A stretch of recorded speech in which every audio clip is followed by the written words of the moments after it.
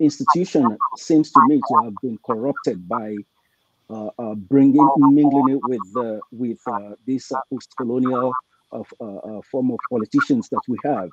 And as you said, the earliest people, our earliest politicians that started it, I'm not sure if they actually favored their own side more than others. What it seems to me is actually that there has been a steady degradation of the power of the office of the traditional institution, just like since the 40s or 50s, even before the independence. It has seems to me even that I feel terrible even saying it that many of them were even more respected under the white rule than when things were transferred into our own hands. And the reasons for this, there are many which I have been looking into. Actually, I'm currently working on a documentary trying to uncover some of the reasons for that so that we can know.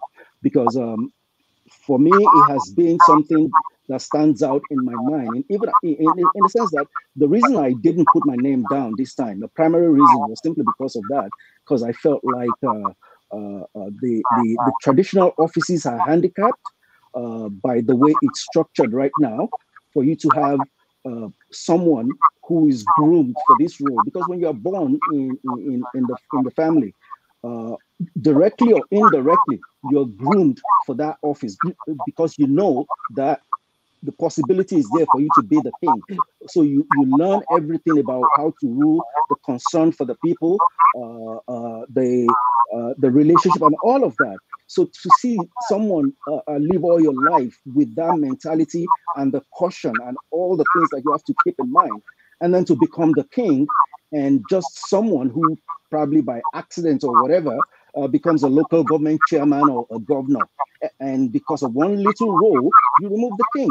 To me, it rubbishes the whole idea of the institution, and that's why I'm not comfortable with that, and that was the reason I decided that I wouldn't do it. An example is even the Emir Sanusi, what happened just recently to see and to look at the reason, and it just nauseates you.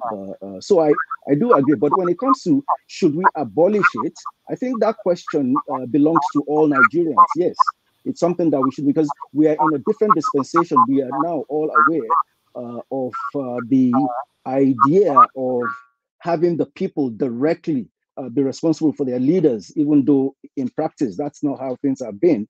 Uh, in some way, the traditional way of leading also, the people have a hand in their kings, though the royal family decides, but the king is responsible for the people, and they have checks and balances, the ways that they are able to kind of like guard the behaviors of the king so that he doesn't go astray. And if anyone does something that's wrong, they have a way of bringing it back or punishing.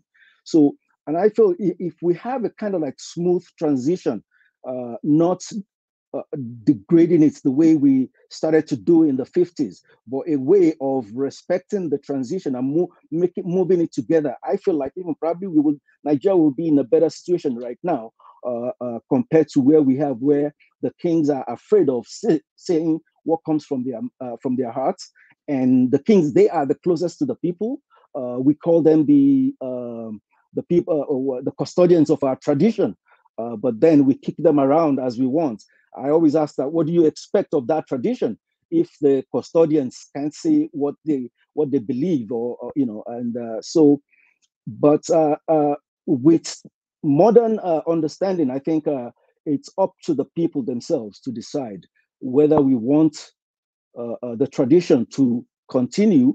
But I believe if we are going to do that, we have to make sure that they are strengthened by constitutional powers beyond what we have today. Or if we think we don't want it, then we scrap it out completely, and we face whatever consequences. Just that we know we must be aware of whatever decisions we're making.